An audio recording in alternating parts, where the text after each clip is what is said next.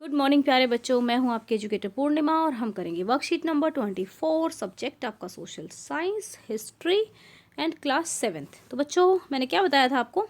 बादशाह के बारे में मैंने बताया था, ठीक है ना। थोड़ा सा रिवाइज कर लेते हैं। हम किसके बारे में पढ़ रहे थे? मुगल्स के बारे में। मुगल्स को बिल्कुल भी अच्छा नहीं लगता था कि उनको मंगोल के नाम से जाना जाए या फिर मुगल्स कहा जाए। क्यों? क्योंकि ये नाम जुड़ा हुआ था जंगेजी खां से। जंगेजी खान एक नंबर के हत्यारे थे, उन्होंने बहुत सारी हत्याएं की हुई थी, तो उनको नहीं अच्छा लगता था कि उन्हें इस नाम से जाना जाए। अब वो चाहते थे कि उन्हें तैमूर के नाम से जाना जाए, क्योंकि तैमूर ने दिल्ली को कैप्चर किया था और इस चीज़ में वो प्राउड फील करते थे।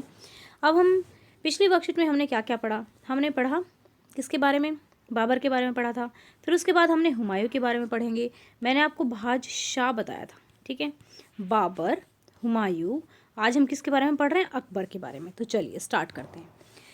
तो आपको ये जो लड़का है, इस लड़की से क्वेश्चन पूछता है, identify the Mughal emperor on the basis of the following sign. वो कहता है मैं तुम्हें कुछ हिंट देता हूँ, तुम पता करोगे ये कौन है।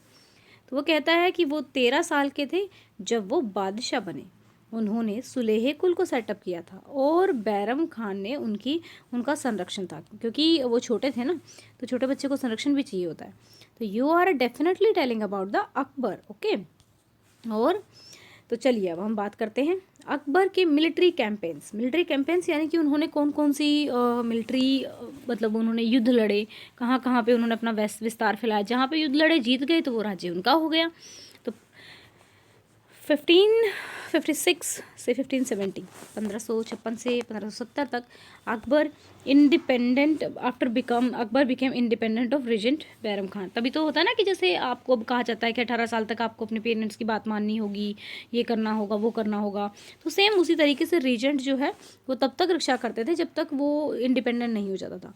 तो 1556 से 1570 के बीच में जो अकबर हैं वो खुद इंडिपेंडेंट हो जाते हैं। किससे? बैरम खान से। फिर उसका जो खुद का जो सतीला भाई था और जो अफगान थे वो उसको काफ़ी तंग करते थे। Military campaign were launched against the Suris and the other Afghan against the neighbour kingdom of Malwa Gondwana and to suppress the revolt of half brother मतलब जो उसका सौतेला भाई था, मिर्जा हाकिम और Uzbegs. In 1568 Sisodia capital of Chittor, ठीक है, उन्होंने कैप्चर कर ली थी। फिर 1569 में उन्होंने रणथंभौर को कैप्चर कर लिया था।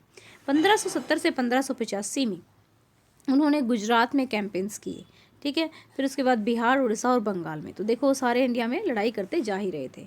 After the death of Mirza हाकिम, जो कि उनके हाफ ब्रदर थे, काबुल को भी उसमें मिला लिया गया।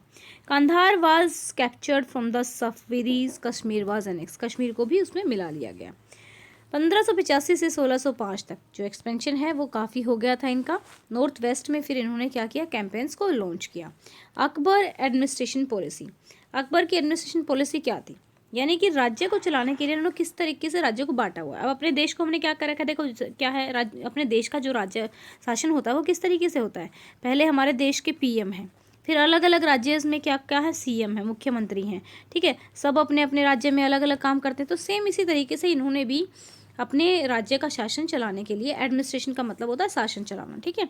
तो इन्होंने भी क्या किया था, इनका जो जिस तरीके से हमारा जो कंट्री है, कंट्री में क्या है, पहले भारत एक देश है, उसके बीच स्टेट्स में बटा हुआ है। तो सेम इसी तरीके से इनके राज्य में भी प्रोविंसेस में बटा हुआ था, ठीक है। हर प्रोविंस का अपना क्या था, एक सूबेदार था, और जो कि क्या करता था, पॉलिटिकल और मिलिट्री अफेयर्स को देखता था। हर प्रोविंस का एक फाइनेंशियल ऑफिसर भी था, ठीक है। For the maintenance of peace, शांति को बनाए रखने के लिए the subedar supported by other officers, और ऑफिसर्स भी थे जैसे कि मिलिट्री पे मास्टर। तो ये आपको याद करना है, पूरा पैराग्राफ आपको ग्रीन वाला याद करना है। अब रिलीजियस पॉलिसी, यानी कि रिलीजन को अपनाने के लिए, जैसे हमारे इंडिया में तो हम सभी रिलीजन्स को सपोर्ट करते हैं। तो ये लोग क्या करते थे, अकबर ने सुलेह कुल फाइंड की थी। इसका मतलब था यूनिवर्सल पीस, यानी कि सभी धर्मों को इक्वल समझा जाएगा। और बेसिस क्या है इसका, कि सच्चाई, जस्टिस और ऑनेस्टी। अब बच्चा देखिए आपको क्या करना है, कुछ अकबर के बारे में क्या करना है, इन्फॉर्मेशन अकबरनामा जो है अकबरनामा, जिससे हमें एक अकबर के बारे में पता लगता है, उसके उनके एडमिनिस्ट्रेशन के बारे में पता लगता है। किसने लिखी थी अकबरनामा? ठीक है, मैंने अभी बताई थी अकबरनामा किसने लिखी थी। ठीक है, तो शुरू में तो आप मुझे बताओगे कि अकबरनामा किसके द्वारा लिखी गई थी। कमेंट, आप वर्कशीट पढ़ोगे अच्छे से और आप मुझे बताओगे कि अकबरनामा किसके द्वारा लिखी गई थी। इसी वर्कशीट में आंसर है। Explain the feature of Akbar's religious policy, write down the characteristic of Akbar administration. तो चलिए स्टार्ट करते हैं इसके आंसर्स। तो क्वेश्चन फर्स्ट है, explain the feature of Akbar's religious policy. Akbar formulated the idea of Sulh-e-Kul or universal peace. This idea of tolerance did not discriminate the people of a different religion in his realm. Instead, it focused on system of ethics, honesty, justice, peace that was universally applicable. Write down the characteristic of Akbar administration. क्या था? अकबर का जो empire था वो divided था provinces में, जिनको सूबास कहा जाता था। कौन गवर्न करता था इनको? सूबेदार गवर्न करता था, और जो दोनों काम करता था, क्या? पॉलिटिकल भी और मिलिट्री फंक्शन भी। हर प्रोविंस में एक फाइनेंशियल ऑफिसर भी होता था जिसको दीवान कहते थे। तो स्टूडेंट्स, ये थी हमारी आज की वर्कशीट। आई होप आपको अच्छे से समझ में आई होगी। और अगर बच्चों आप अनअकैडमी पे कभी कुछ देखते हो, लाइक अगर आपको कोई कोर्स देखना होता है और वो अनलॉक करना है और अनलॉक करने के लिए कोड मांगता है, तो आप पूर्णिमा 10 डाल के उसको देख सकते हो। ठीक है स्टूडेंट्स, पूर्णिमा 10 डालने से वो ओपन हो जाएगा। जस्ट मैं बता रही हूँ आप लोगों को, अगर आप कभी देखो तो students, thank you so much for your love and your support. आज की वीडियो को आपको पहुँचाना है 500 लाइक्स तक, 500 लाइक्स तक आप इस वीडियो को पहुँचाएंगे। Thank you, have a nice day, may God bless you.